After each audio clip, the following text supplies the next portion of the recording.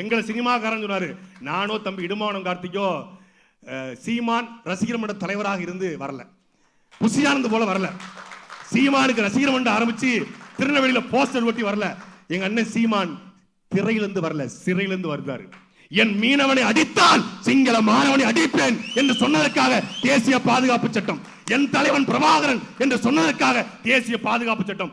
3 முறை தமிழ்நாட்டில் இந்தியாவிலே ஓராண்டு 3 முறை தேசிய பாதுகாப்பு சட்டத்தில் கைது செய்யப்பட்ட ஒரே தலைவன் எங்க அண்ணன் சீமான். 250 வழக்கு முடிச்சிட, 250 வழக்கு பயப்படல, ஒரே வழக்கு சிபிஐ போய் விட்டாங்க.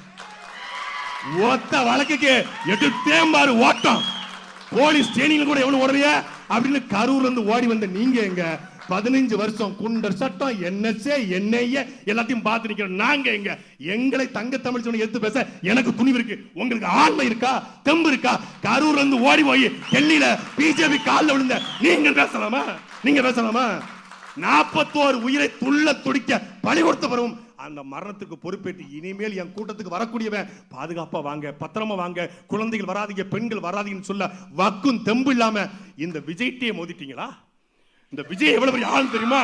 அது நான் அடிச்சா தாங்க மாட்டேன், 4 மாசம் தூங்க மாட்டேன், மோதிப்பாரு வீடு போய் சேர மாட்டேன். படத்துல பஞ்சு பேசல தம்பி அரசியல், நெஞ்சுரத்தோடு சேர்ந்த அரசியல். அதை இந்த 2026 சட்டமன்ற தேர்தலில் லைலாமணி உள்ளிட்ட எல்லோரும் பார்ப்பீங்க. அனைவருக்கும் நன்றி, வணக்கம்.